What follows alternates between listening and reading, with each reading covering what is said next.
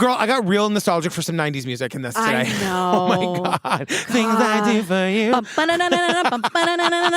Oh, it sounds just like that other song. Oh. Jillian Pensavalle. Patrick Hines.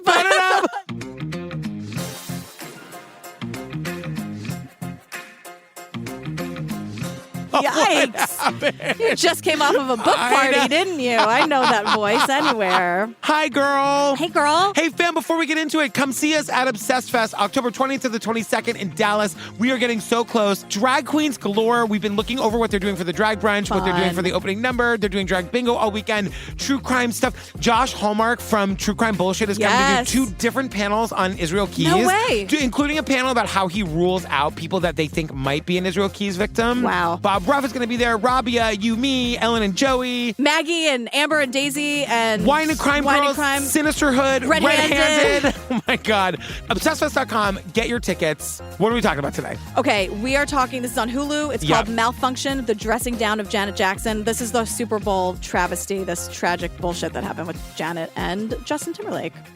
Classless, crass, and deplorable stunt. Meanwhile, many are asking what happened to the line that shouldn't be crossed. Janet Jackson says it was all her fault. Her flash dance. Just say, I'm a trollop. If the culture wars could have a 9/11, it's February 1st, 2004.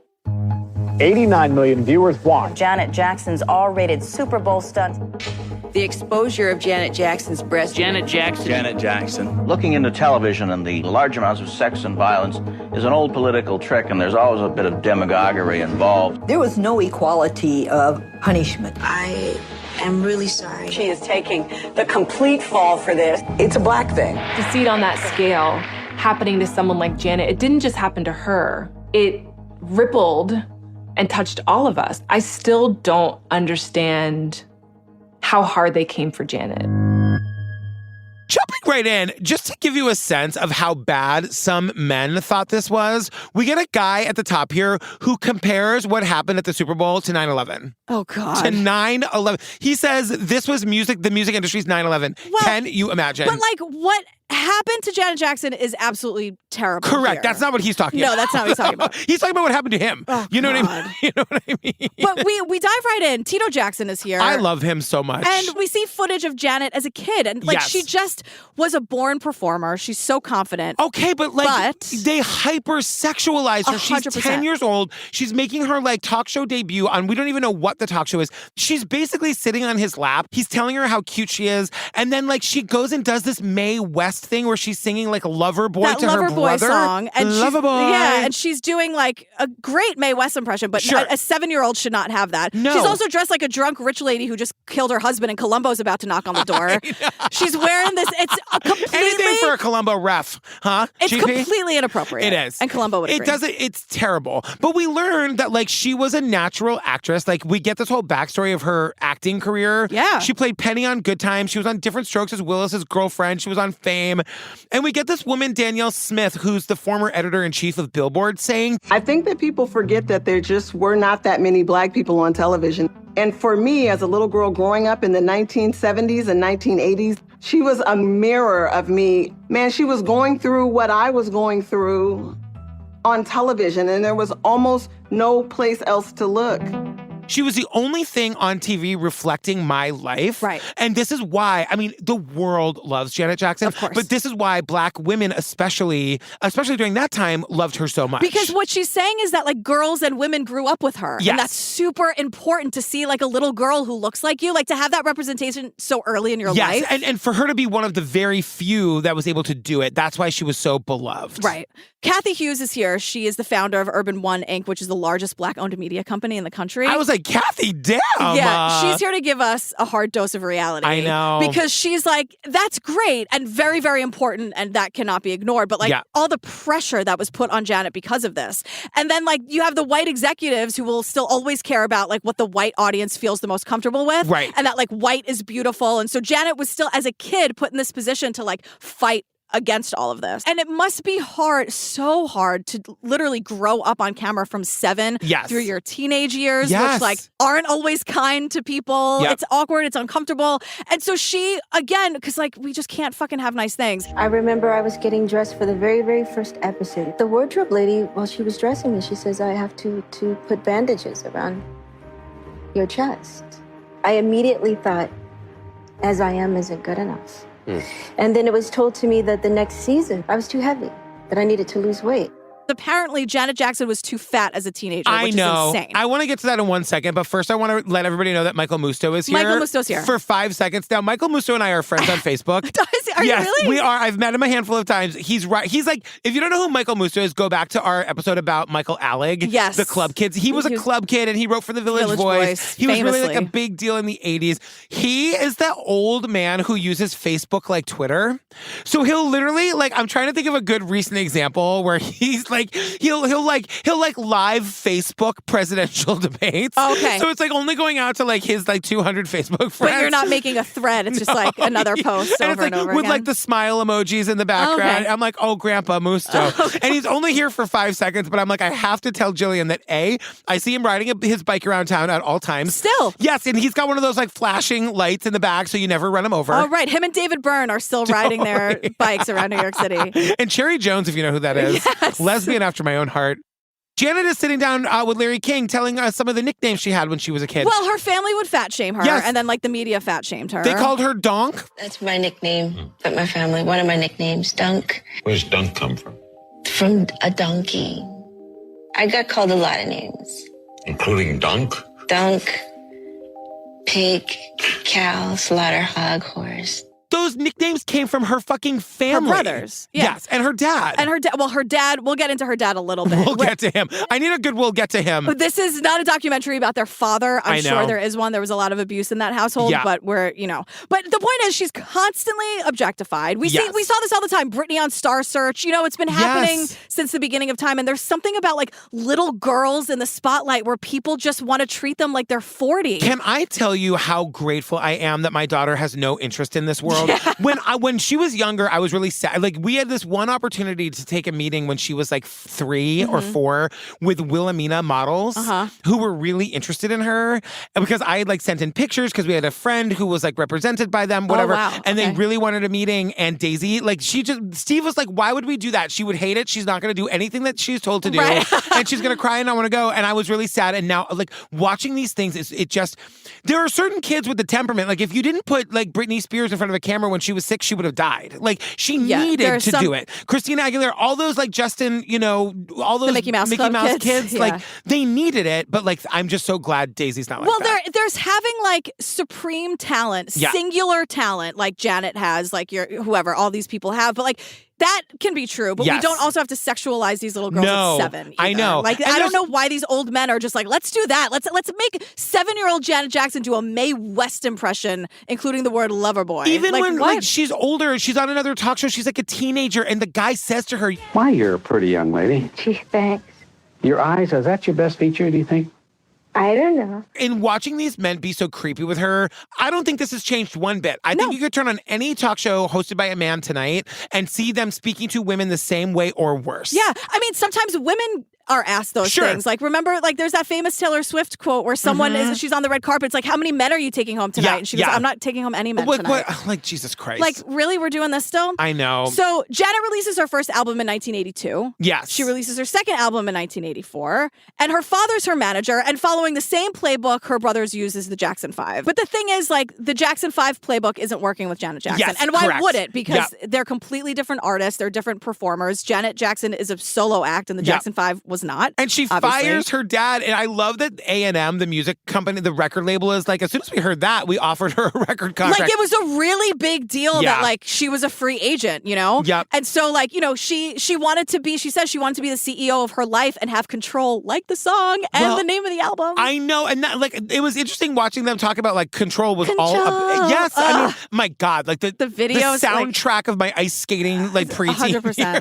years. But, like, it was all about her taking control of her life. life and breaking away from her dad and like knowing her destiny, knowing herself as an artist and what she needed to do and going out and doing it. And we hear that like Control is a major hit. It's the single, it's the album. It's also like a sea change in the industry. Like she's one of those artists who came in and changed the game for women, for Black women in music, because they say that like she was able to go out from R&B to pop to back and forth to rock. She could do it all in a way that her predecessors didn't. Yeah, and the guy from A&M Records says like, to be a Black woman who crossed from R&B to pop and back, Janet Jackson, you really have to find a new mode. She's really finding her own lane and coming up with a new definition of what a Black female pop star sounded like. 5, 4. It redefined what a Black female pop star can be and sound like. And like, just when you couldn't love her more, she comes out with Rhythm Nation 1814. Because we meet Torre. I think that's how you say his name. He's this music journalist for Rolling Stone. And he goes, if we thought Control was the shit, we heard Rhythm Nation and we were like, oh my God! Rhythm Nation, like, but it was a statement album. It was about like women and femininity and sexuality and equality and race. And like, it was saying, she said a lot of really, really, really important things on that record. And like, she even talks about like, Janet is talking about like having class versus being crass. Yes. And like, I'm sorry, like that If video. I don't know about this. Tell me everything. Oh my God. The If video is so sexy and the choreo is so amazing. Really? It's really hot and like the women are all in control and it's really sexy and like the choreo with the guys, like the guys are on their knees and the women are doing this. But then comes like the dance break. Bum, ba-na-na-na-na, bum, ba-na-na-na-na. I remember like studying that and trying to learn the choreo, which I could never do. Oh my God. But like the If video was one of those, like, it was kind of like, it was just one of those videos where everyone was like, shut up, the If video's on.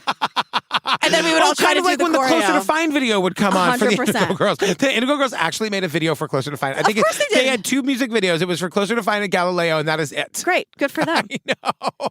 But very much the same thing in my lesbian household growing up. Right. Shut up, Galileo's on MTV. Exactly. What was their choreo? Playing guitar, probably. Yeah. Please. Which is Can fine. you But imagine? look, I'm sorry, Amy and Emily doing some choreo. I can't. But even let me tell imagine. you, Tori Amos's choreo is sitting crotch first at the piano. Oh my God. It's amazing. I'm sitting like her right now. This is going to be a 29-hour episode. You're welcome, everybody. But look, this album was super, super sexy. She was growing up. She was being sexual. She was being confident. She's running the show. As a Black woman, listen, it was just an immediate anthem of strength. She dealt with issues. She dealt with equality. She empowered women. And she was all too right for the conservatives to pounce. And this is where we get the iconic Rolling Stones cover with like her and a man like holding her boobs. The Rolling Stone What cover. did I say? Rolling Stones. Oh, no. You did the grandpa thing. You did it. I'm sorry. I know we don't really do that anymore. Can I get a Stolies and soda? I'm on my way to Blockbusters. And that's like, I'm sorry. I know. I need to pick up a book at Barnes & Noble. You said the Rolling Stones. I said the Rolling Stones. Which, you know what? I guess simple mistake, right? Yeah, sure. But anyway, it's the super hot one. But also, like, the cover of it, everyone is looking at that. If you don't know it, there's a Woody Allen interview in that, and it says, Woody Allen, no apologies. Oh my God, Gross. really? But then it's like Stone Temple Pilots, Nirvana, the Chili Peppers, Radiohead, Bjork, and like Janet in that photo. And if you look at her want the face, backstory of that. Like, whose idea, what gay on the set was like, girl? It might have been her. Like, I wouldn't be surprised if it was hers. I know. And the look on her face, there's just this like quiet power and confidence. Well, because of like what? Somebody says that like the thing is it looks really sexy, but like that's her man, that's his hands on her boobs. Right. So, like, it's meant to be sexy because she's sexy, but she's not letting just any person touch her body. Well, she's in, I'm going to use the word again. She's in control of all of it. Yeah. So there's nothing about, she's just like, no, this is what I want. This is what I'm letting happen. And my arms are up and look at me. And it was it conveyed like a lot. Yeah. I You know agree. what I mean? Absolutely. Was that the moment little young Jillian became a bisexual? It was one of them. Like, how do you watch those I know. videos? I think I became a bisexual. You know, where you're just like, God, it's like, then we have to justify my love video. Like, what was I supposed to do? What are you supposed What to do? am I supposed to do? You let the music industry turn you by. That's what happens. That's what happens. My God. And they say it's a choice. I had no choice. I know. Choices were just, it was how it all happened. I'm so sorry, everybody. But they're saying she is unabashed about being an object of desire in a way that she hadn't before. Janet drops this album into the midst of the 90s culture wars. We must take back our culture and take back our country. You see the political right starting to push back and say, like, whoa, the country's getting too sexual. The super moral majority conservative 1990s. And I was saying, oh my God, the 90s were so awesome except for this part. Yeah, they call it a culture war. So Yes. it was like, this is when they started putting those parental advisory stickers on albums. Yes. And they include that Ellen DeGeneres came out. Yeah. I mean, the people 90s were mad about that. It was wild. It was like Will and Grace, but also the gays were sending tornadoes to Texas. Sure. You know what I mean? God, they can do everything, can't they? What can't they do? We're like, Yeah. Yeah. Sending a tornado just anywhere we want. Sean Hayes is a menace, really. He's doing Britney choreo on Will and Grace. Oh my God. And he's sending tornadoes to Texas or whatever. Like Dan Quayle crying about Murphy Brown being mean to dads. Oh God. Like, everyone shut up. Well, everyone do shut up because some buzzkill senator named Dan Brownback is here. He's a Republican. Yeah, he's from Kansas. And like, they were policing sexuality and Republicans are being the worst as usual. Now, look, can I say something controversial here? Okay. Do I think that it's okay for parents to think, I don't know that I want my kid to see that? You know what I mean? I think it's okay for parents to be like, things are too violent, things are too sexual. I just think when we take it and like make it a mandate that nobody can do anything and everybody has to believe the same thing is wrong. The thing is, like, then just turn off MTV. Exactly. For your kid. Do you know what I mean? Yes. So there are three major areas of concern because everything's too hot and too sexy and too fun. We got to shut it all down. I mean, you are literally talking about being turned bisexual, so they kind of have you're proving their point, Jillian. I was born this way. But I'm just saying, like, it's the whole idea we've been saying a lot lately, like, you're almost there. You're right there. You're so close. It's okay to think that things are too violent or too sexy for your 6-year-old. It's just the implementation of, like, you know what I mean? Yeah. So the Parents Television Council is formed. I'm like, oh, they meet with the FCC and they're trying to get the FCC to be more strict. Right. And they're like, here are some examples. Going back to things like the Bono F-bomb at the Golden Globe Awards on NBC. That's really, really fucking brilliant.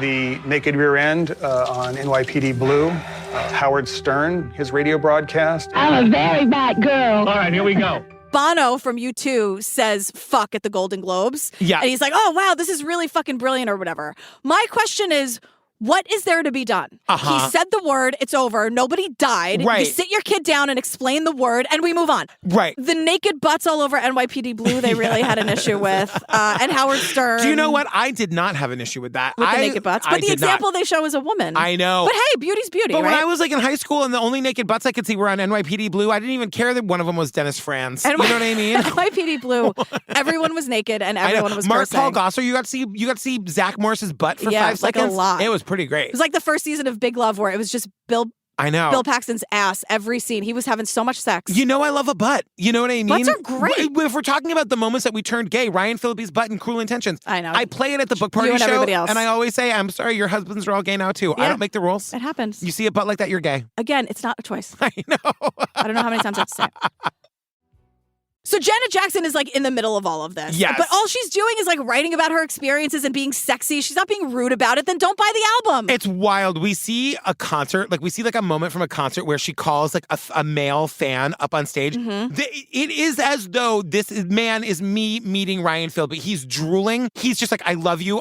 You can tell that she is the sexiest person in the world to him. Yeah. She straps him down to a thing so he can't touch her. And she just like gets on him and rides. She humps him. She humps him. Now, I want to discuss that more in a minute for not the reasons you think. Because they're saying here, like, women and women of color especially have a catch-22. Either you're too sexual or like you asked for it or like, you know, if she didn't want to be sexualized, she shouldn't admit that she's a sexual person, blah, blah, blah. Yeah. And like someone says, there's this catch-22 in terms of how women artists and women of color in particular gain control of their own image. You're either too sexual. The other side of that is if you own that, now you open up the floodgates that, well, if she didn't want to be sexualized, then why did she create this image for herself to begin with? Our culture doesn't know what to do with independent women, especially independent Black women. So people had to find a way to punish Janet and then do it. We'll get there because I have so many questions. I watched the whole documentary and I still have questions about it. Okay, great. 1998. Yeah. Janet's Velvet Rope World Tour. Oh my God. She's a massive superstar. I mean, like, enter white men to ruin everything. And now we are living in, what is it, September 19th.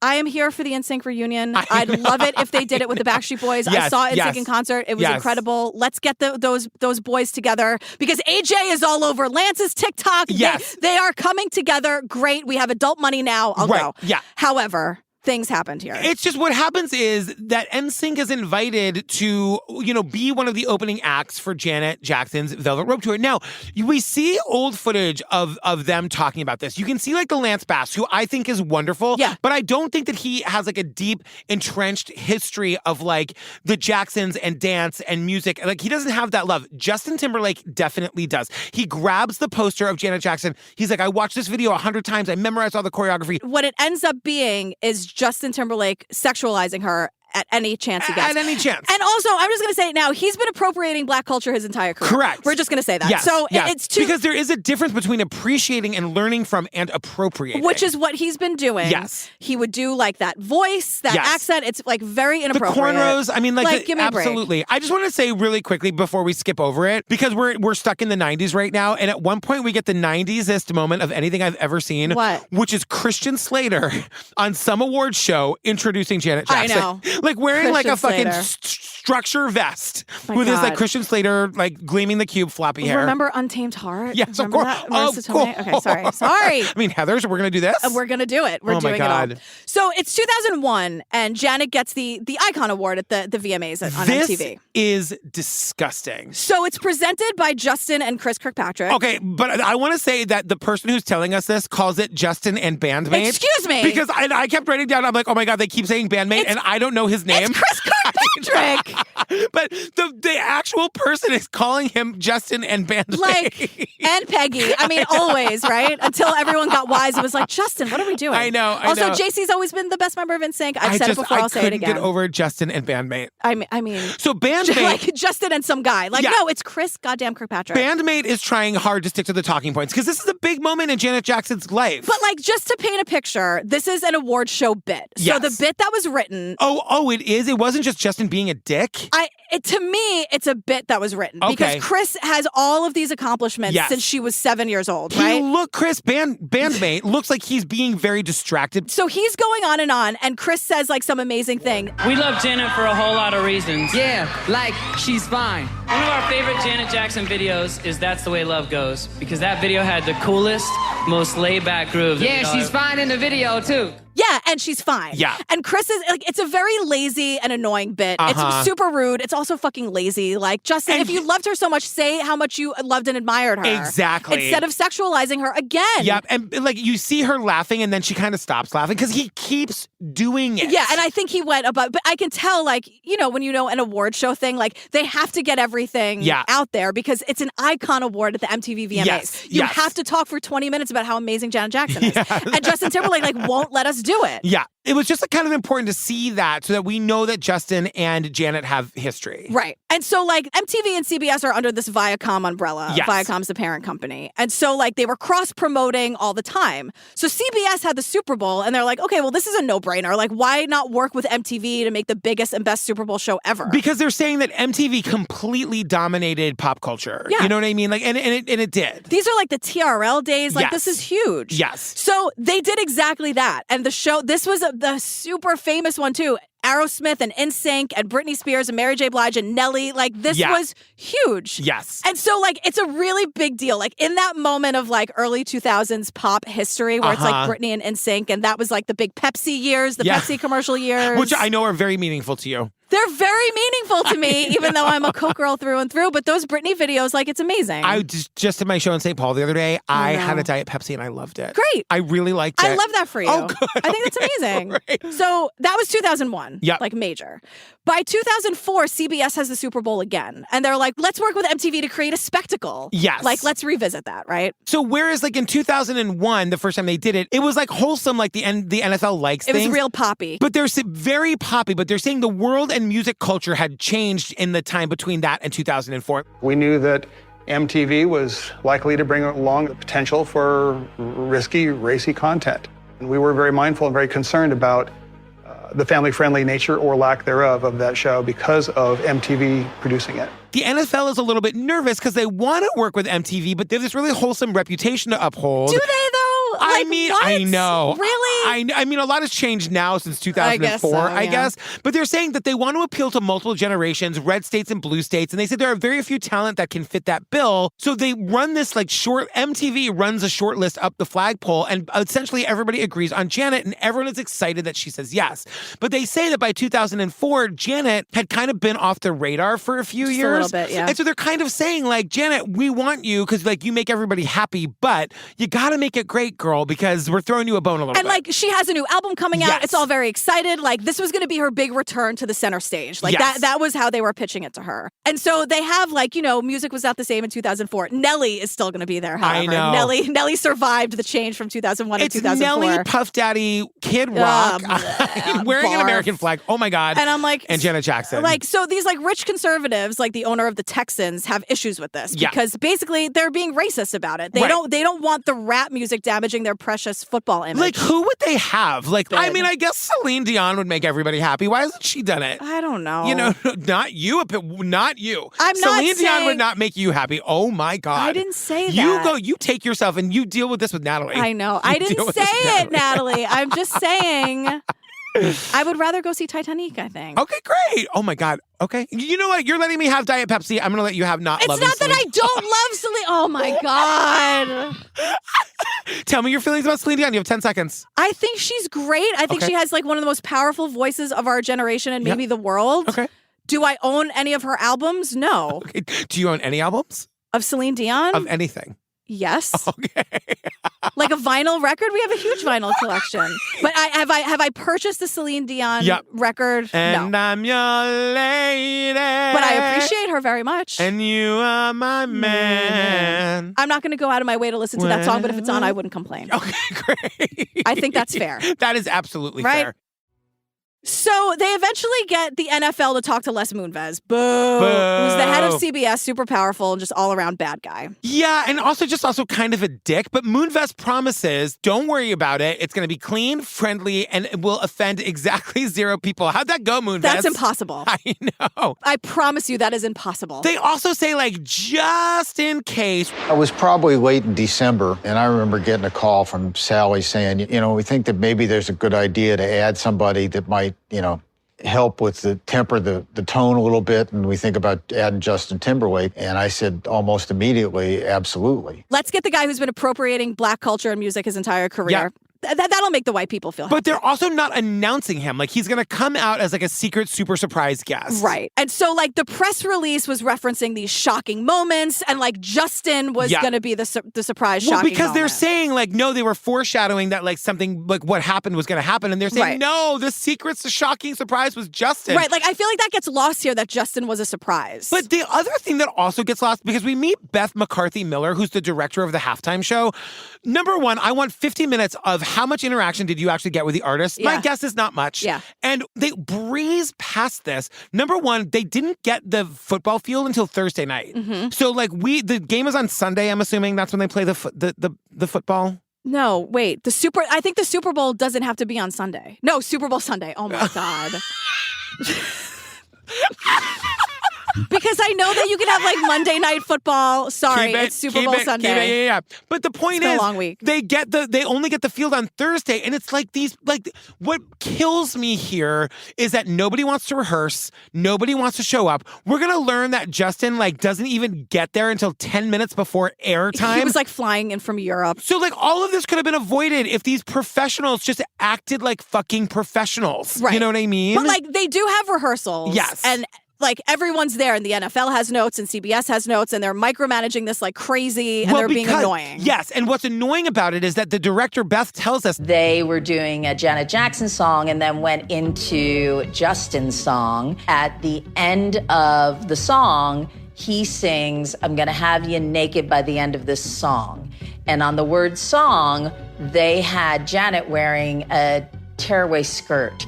And he was just going to take the skirt off on song. She had a full jumpsuit underneath. and then he tears away like a tearaway skirt that she's wearing, and she's wearing a jumpsuit. And they say everybody agreed that didn't work. We didn't like that. Yes. But then nobody gave them an ending. That's kind of where this whole thing starts. And the thing is, they needed a big ending. Yes. So Justin was going to come in, sing Rock Your Body. I guess they didn't have any objection to the lyrics, and I'll have you naked by the end of the song. Exactly. Then there was supposed to be some big finale. Like, he came Like in for the big last final song. moment. A big, moment. And everyone says that moment didn't work. Okay, good night. Thank you, everybody. Right. And so Janet's like, okay, fine. So what is being told to us now? Yeah. Is that Janet's stylist went out and spent a lot of time at a tailor getting these costumes altered. And what people are saying in this documentary is that no one knows what he was doing or where he was, but apparently Janet's team was working on something. And also, they are telling us, reports say that he went out and bought a sterling silver sunburst nipple shield. Yeah. And then went and spent time at this tailor getting things altered, but nobody. Now, my thing is, like, where's the fucking tailor? You know what I mean? Wouldn't don't you think we would have found the tailor by now? I don't know. You know? Probably went into hiding after all this. The point being, like, I'm sorry, NFL and CBS and Les Moonves, but, like, if you say the bit doesn't work and then you don't give them anything to do, Janet Jackson is like, this is my return from 4 years. I'm selling an album. I got to do something major. No one gave me any direction. She's doing what I would have done. I'm shocked that for people who are so terrified of anything, even maybe a whiff of controversy, like, why didn't they say, I think what they were saying without saying it is, that doesn't work, so just, like, end with jazz hands. Like, just which give is a me note little, that I can always take that note. You know what I mean? Give me a little jazz hand moment, a little razzle dazzle. But I don't think that doesn't was work. End with jazz. And then they want Janet Jackson and Justin Timberlake to be like, yeah. with a little top hat, yes, and jazz hands. Oh my God, which is like how we end every. So that's just you and me at the end of every time we drag those fucking dancers out and make them do that bit over and over again. We bum. It's so fun. It is really fun. But this is Janet Jackson you're talking See about. you at Obsessed Fest. The dancers Right. will be there. The dancers are doing a dance class at Obsessed Fest. I know. It's wild. I need to know what time it is because I don't want to be It's 10 busy. a.m. on Saturday morning. God damn it! Have fun, everybody. But this is Janet Jackson we're talking about. And Justin Timberlake, say what you will, the guy can dance, right? Yeah. So, like, they're not just going to do jazz hands and a top hat. Like, no. Right? So, please. So, it's game day. The game starts. We learn that Justin Timberlake isn't even fucking there. He came to whatever Texas town this was in, flew to L.A. for the afternoon or whatever. He flies back. He's not even in Texas until 20 minutes after the game starts. And he goes to talk to Janet and her stylist. Hang on a second. The police meet him at the airport to give him a police escort to the stadium. Like, how much attention do you need? Right. Even I wouldn't do that. I know. Figure it out, Justin. Like, have a call sheet. It's like, also please. just like, what? Like, stay in Texas and do this big fucking thing. You know what I mean? Yeah, like, it's be rude. a professional. It's rude. So he immediately is like, I got to talk to Janet and her stylist. I need to know what we're doing. So and what we're told is they have a 5-minute conversation because Justin left no more time. There was a request for him to go in to speak to Janet, her stylist. We as the producers we weren't in the room. Nobody was in the room. There was a small conversation that lasted minutes in her dressing room. Justin came out. Everyone went off to get in their ready start positions. They talk for 5 minutes, and then it's like, places, we got to get ready for the halftime show. Yeah. So the execs are already pissed because as the show is happening, they're like, that note wasn't addressed, that note wasn't addressed. Well, they just didn't take any of their notes. And if I'm understanding this correctly, they did one night of rehearsal on Thursday and then didn't revisit any of this again until the show on Sunday. We've decided Superbowl Sunday happens on Sunday. Sunday. Okay. I can't believe I just said that. It's been a really long week. I'm sorry. It's been a long week. That's true. But like, it's also only Tuesday. You see what I mean? I know. But no, it's fine. And the notes weren't just for Janet and Justin. I want to be clear on that. One other thing that we jumped right over. The whole thing is opened by Jessica Simpson. Did you see her? Jessica Simpson was here? She was the one who was like, all right, Texas, are you ready to so she announced it? Yes. I'm like, Jessica, I'm like, 2004 was wild. Is that the year everyone thought she was fat when she really looked smoking? Oh my God, we I'm all sure. owe her an apology too. Fucking Us Weekly and the Perez entire Hilton. Simpson family, get them all over here. I want to apologize to all of them. I heard that Ashley Simpson song in the car the other day. You know what? It's a bop. Which one? Pieces of Me? Something real. Something real. Oh, no. Pieces of me. It's a good fucking song. It's so good. good. So his boyfriend, oh my God. It's a great album. Yeah. I've listened to more Ashley Simpson than I've listened to Celine Dion. Make it, just decide what you will. Natalie. I had Ashley Simpson downloaded on my iPod or whatever. I did not have Celine Dion downloaded. Natalie was once on the news and her lower third was Celine Dion fan. I think that's great for her. And they didn't even say her name. It just said Celine Dion fan. And Natalie's like, that's really all I'll ever be. Natalie's amazing. I know. So like some of the other notes was like Kid Rock, who we all know is a nightmare and terrible, but he was like wearing the flag and Texas thought that was disrespectful. So all of these things are happening. Also, make sense to me. Like nobody is more Murica to me than Kid fucking Rock. Ugh, you know what I mean? sucks. Like he's wearing the flag because he loves it. Right. And you then know what I he mean? like becomes, he's like a MAGA person now. I know. Anyway, but according to these executives. My daughter basically said, Dad, there were parts of the halftime show which were terrible. Kid Rock had disrespected the flag. It was going to be difficult for her to explain to her fellow high school teachers how I and the NFL could allow a halftime show like that to get on the air. I can't show my face at work tomorrow. And I'm like, really? In the middle of the halftime show, your daughter is like, Daddy, I can't show my face at work tomorrow. Like, give me a fucking People are dying all over the world. Kim, there's people that are dying. You're really this upset in the middle of the show. Bethany. So here it is. It's the big finale. Janet's performing. It's Rhythm Nation. Yeah. The screens are everywhere. It's like a major thing. And then bada bing, bada boom, Justin comes out. The place goes wild, right? Yes. Everything is going according to plan, except for the fact that none of the notes were taken and everyone's upset. And somehow Jessica Simpson got in. Yeah. You know what? Good for her. I love her. So the script was being followed, apparently. The choreography was everything that was agreed to, apparently. Yeah. And at the end now we're at the end of the song. I'm going to have you naked by the end of the song. Yeah. And Justin rips off part of Janet's costume, but it was the part that was over her breast. Right. And we see Janet's nipple for 9/16 of a second, which we've had like 10 of so far in that silence. I mean, a minuscule amount of time. Now, I want to also say, like, they show us immediately in the moment the still shots of, like, Janet looks down. She looks horrified. Yeah. Justin looks like, oh, shit. Yeah. Like, whatever happened, I don't know. Was not according to plan. Was not according to plan, but what was the plan? Like, I don't know. can't imagine Justin would have just ripped her.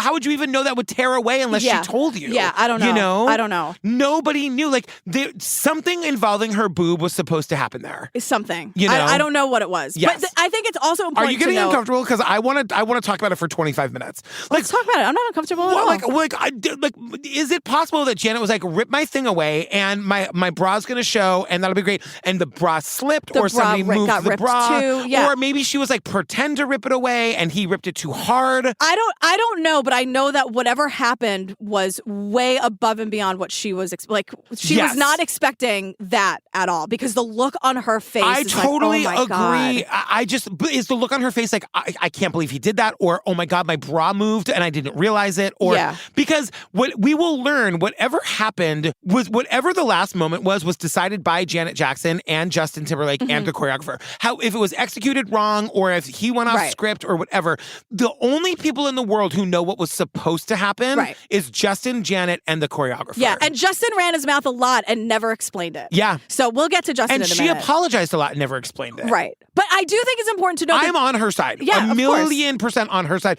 And good, because we have a the problem. thing about it, oh my God, can you imagine? It's what they always say. The cover-up is way worse than the crime. Of course. The fallout from all of this makes Justin such a bigger dirtbag than whatever happened on stage. Right. So anyway. So, but I think it's important to remember that, like, the people running the show didn't even see it. No, they were exactly. that's how fast, like, 9/16 of a second is nothing, right? The song ended, we went wide, the pyro hit, and we started applauding. We're just like, oh my gosh, you know, we did it.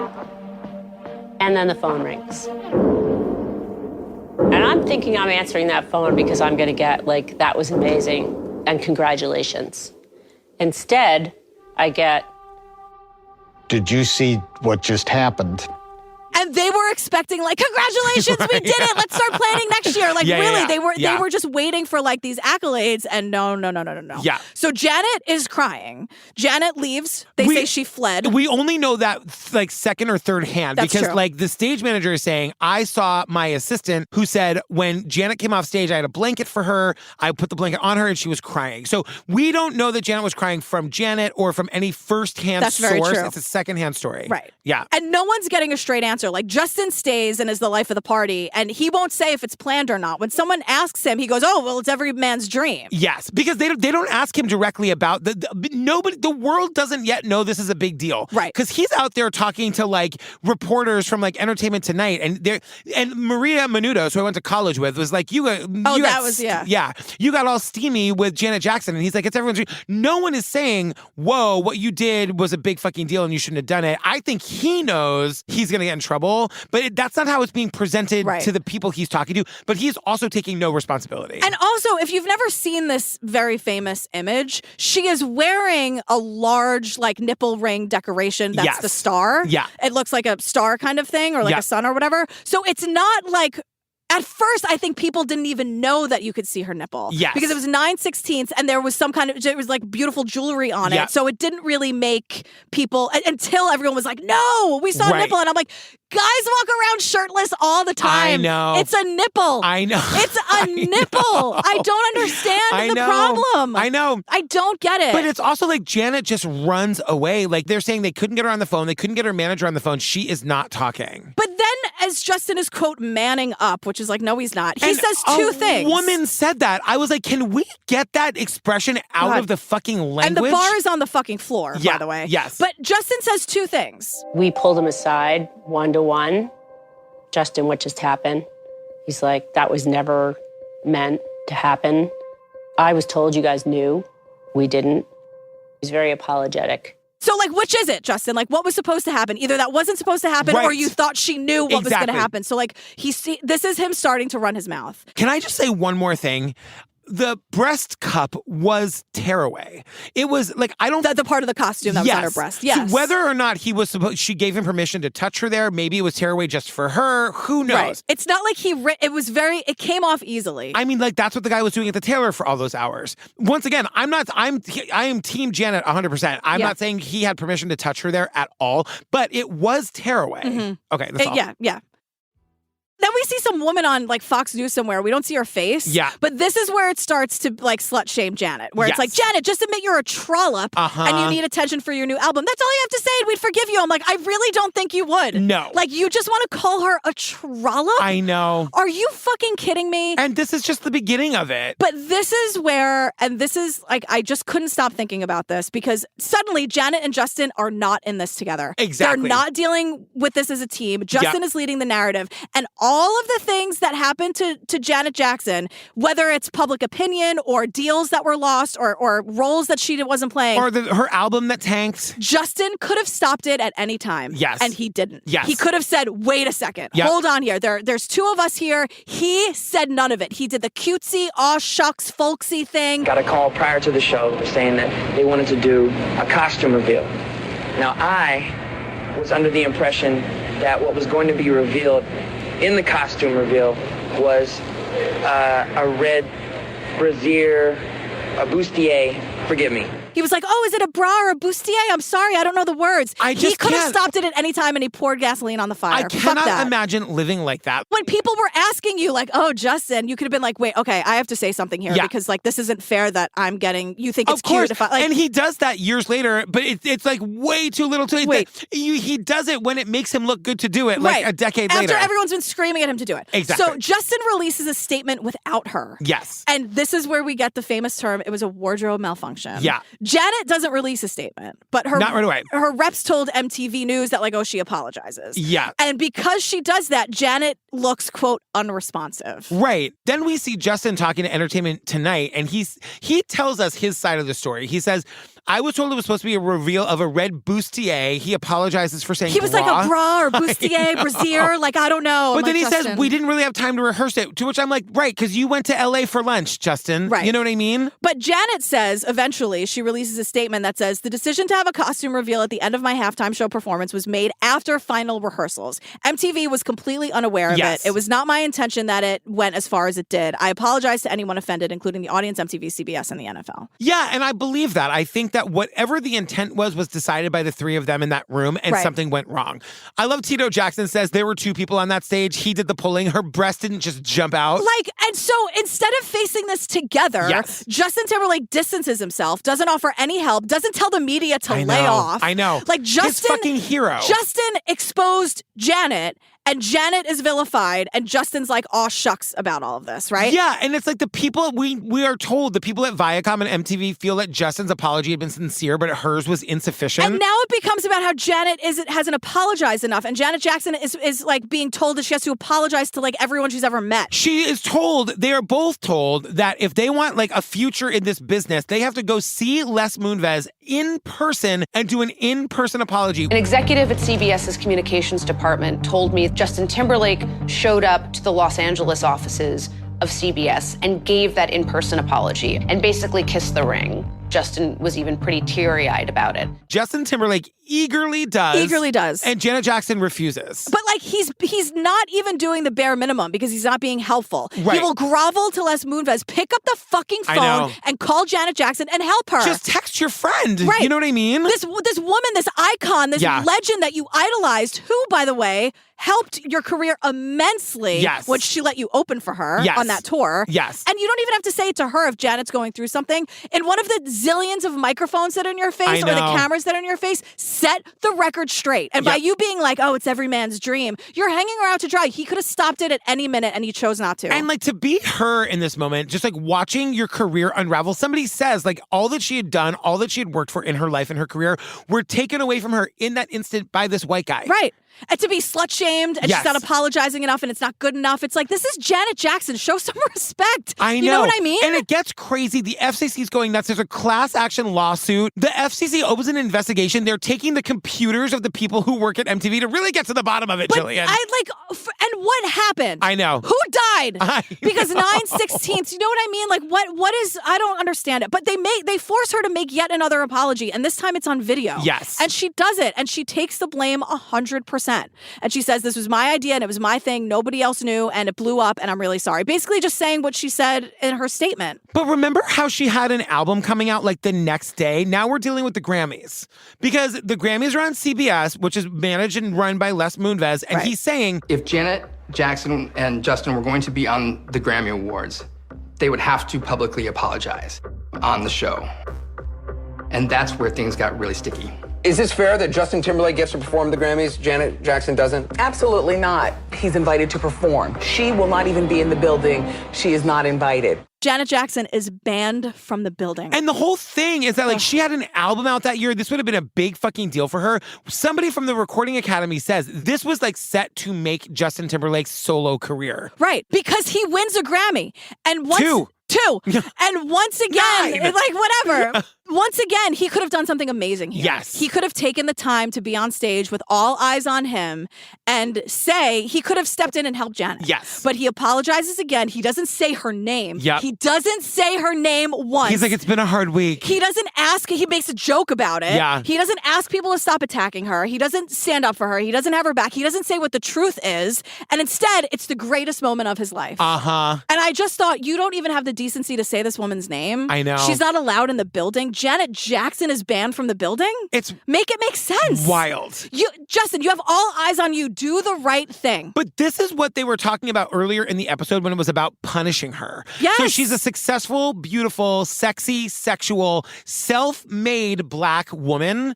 The people in the beginning of this episode were saying like she's going to pay for that eventually. Mm-hmm. She's going to pay for that in a way that he's never going to have to. People just don't like that. Exactly. They don't, I mean, but like society just doesn't really like seeing like, oh wow, she's too pretty, she's too successful, she's too confident, she's too sexy, she's too... And this is like where she goes on Letterman. He tells her that she smells good. She's trying desperately to talk about anything but this. Right. So it was just a mistake is what you're saying. Justin Timberlake wasn't supposed to rip your blouse off. He wasn't supposed to do that. He was? He wasn't. What exactly transpired? Dave, you're going to make me relive this. I want to put all that behind me. Well, I truly not, do. well, not me.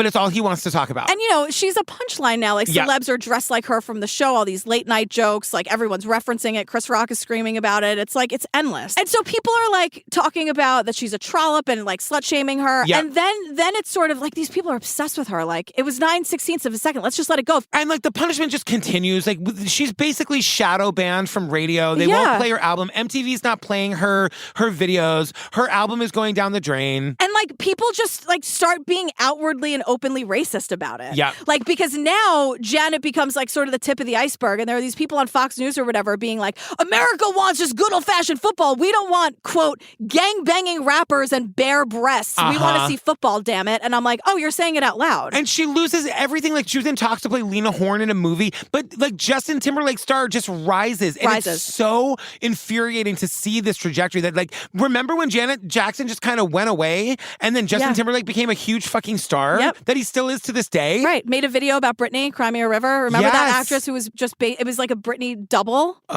Crazy. So like, but the thing is, like, all of these white men that she made rich, which are so many, like looking at you too, Justin, but like Richard Bronson was able to buy an island because Rhythm Nation was so successful and Rhythm Nation was on Virgin Records. Yeah. Like, nobody stood up for her. Nobody had her back. And then Virgin Records dumps her. Right. She parts ways with Virgin Records. I'm like, how convenient is that? And then we get 10 minutes of people screaming in Congress. They call it the Janet Jackson bill. Basically, they're trying to double or triple or whatever the fines from the FCC for things like this happening. We just get these Congress people just screaming. This lady, Heather Wilson, is real mad. But it's all about like what you deem appropriate or inappropriate for your children. Right. You can't police that. Like what's inappropriate or appropriate for Daisy was not, you can't, that's not a universal thing. No. And like, I just don't understand it. But they're blaming Janet 100% on this. Like, at all of these hearings, like, because it's the Janet Jackson bill, it's like, right, what? Right. And like, finally, some man. I thought you were mad at Kid Rock for having the flag, but like, let's forget about this white guy. Like, I don't understand. There's like Congressman Bobby Rush steps in. He's a black man who reminds us all that it's Black History Month. And with that in mind, I have to tell you that when I saw this occurrence at the Super Bowl, it innately reminded me of the kind of atrocities that have been visited upon not only African Americans in general, but African American women in particular. He's just saying it out loud, like, you're just coming after her. Like, anything Madonna did, writhing on stage, masturbating on stage, that's what 20 I'm saying. times worse, right? That's what I'm saying. And like, there's like, Madonna was never made to suffer the same way. No way. They didn't have to like go get and punish Madonna. Right. All right, Italy fined her or whatever. Madonna. But it always led her to be a bigger star. It never took away anything from her star power. Exactly. Because it was ugh. Yeah. So, MTV was never asked to collaborate with CBS on a Super Bowl show ever again. People were fired. Like Janet, like she's still Janet Jackson, don't get me wrong, but like that album could have been so much bigger than it was. Yeah. So there's this clip of Justin Timberlake talking about this like years after the fact. Yes. But what he says is like, I don't hear any ownership in this. Right. He goes, it was 50-50. There were two people up there and I got like 10% of the blame. And that really says something about our society. And I'm like, right. Why don't you say something about our society? You know what I mean? Why don't you say her? And her name is Janet Jackson, by the way. Exactly. You had her poster on your wall growing up. You might remember her. She put you on tour when you were like just she put you on the map, right? So in 2018, oh my God, Justin Timberlake headlines the Super Bowl. Yeah. He does Rock Your Body again. I know. He does the same song. And in response, the internet launches Janet Jackson Appreciation Day #. Yes. Because it was like enough is enough already. And this is what they say like is a big reason why she gets inducted into the Rock and Roll Hall of Fame. Right, in 2019. Which like she does this amazing speech and in the end she's like, also induct more women. Right. She talks directly to her fans. Yeah. And she's super moving about the people who stayed with her and defended her. And then she begs them to induct more women. Like, # Justice for the Indigo Girls. Why aren't they there? They should be in the Rock and Roll Hall of Fame. There. They should be in the Lesbian Folk Music Hall of Fame. They should. I'm going to make one. Okay, great. I think you should. Thank you so much. Ani DeFranco will be like the head person. But eventually the FCC comes out and was like, yeah, okay, maybe we overreacted. And then we have people saying like... Ironically, what's considered appropriate now is owning your sexuality, owning your identity, whether it's Ariana Grande, Nicki Minaj, Beyonce, obviously, and now Cardi B and Megan Thee Stallion on a record like WAP. Women are generally applauded for their sexual agency. Right now, we live in an age of like celebrating this kind of sexuality with women, and that Janet Jackson laid the foundation for all of it, right? Especially for women of color. Right. Oh, and this train is never late. Les Moonves is exposed as a creep. Right. Sexual misconduct, violent encounters. He has to step down from CBS. He's kicked out of his own company. I know. His career is over, but he's still like insanely rich. And people, refuse to comment. But in 2020, after people just had it. Yeah. At the height of the Free Britney movement. Because that's what I'm saying. Like a lot of stuff was coming out about Britney. And again, like he never, whatever. And Justin posts like this apology on Instagram where he's saying he's deeply sorry for the times in his life where his actions contributed to the problem, where he spoke out of turn or did not speak up for what was right. He understands he fell short. And I benefited from a system that condones misogyny and racism. And then he finally says their names. I specifically want to apologize to Britney Spears and Janet Jackson, both individually, because I care for and respect these women. And I know I failed. So that came out in 2020. I mean, I guess. You know what I mean? Like, better late than never, but definitely not enough. Yeah, I mean, it's just like, Justin, you could have done a lot. I know. And you didn't. And there were these two women that you sort of like, we talked about this in Britney. He was like laughing about her and at her on Howard Stern. And it's like, yeah, really? I know. Really? My head hurts.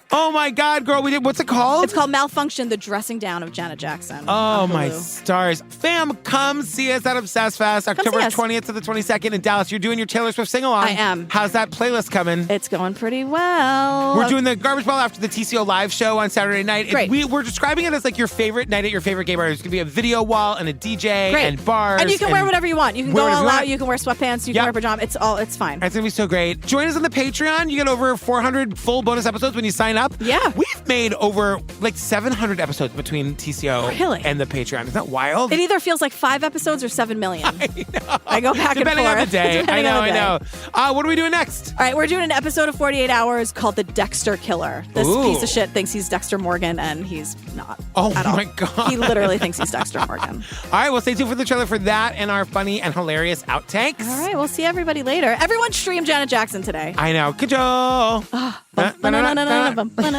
Goodbye. Bye. With many serial killers, it's the killing part that they enjoy. And once they've killed the person, they're done.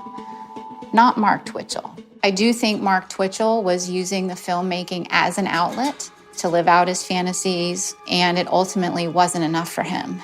And that's why his fantasies crossed into reality.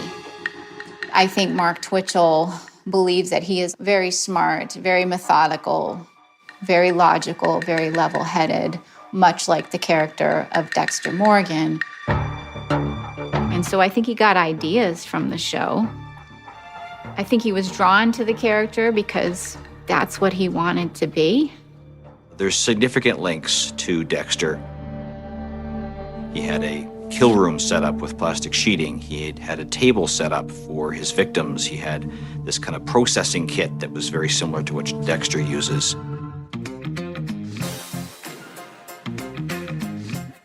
Bono put that stupid album on everyone's iPod or whatever. Like, I'm not here defending. Oh, that's right. I'm not here defending Bono, but in that, I really like people like saying like he's Do saying we hate it. Bono for that? I think it's all a It little was much, annoying. right? Yeah, it was annoying. Anyway, and then you couldn't remove it or something. That was like a weird pop culture How do I thing. do that with my audiobook? What deal do I need to make with Apple? Please. You'll find a way. I don't know.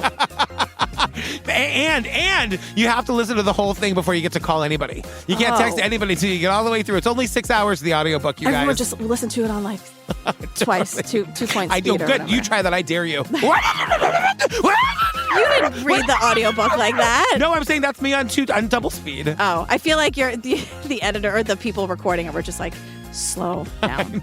That was always my note in any kind of public speaking thing. It was like, great, slow down. And I'm like, I don't know how to do that.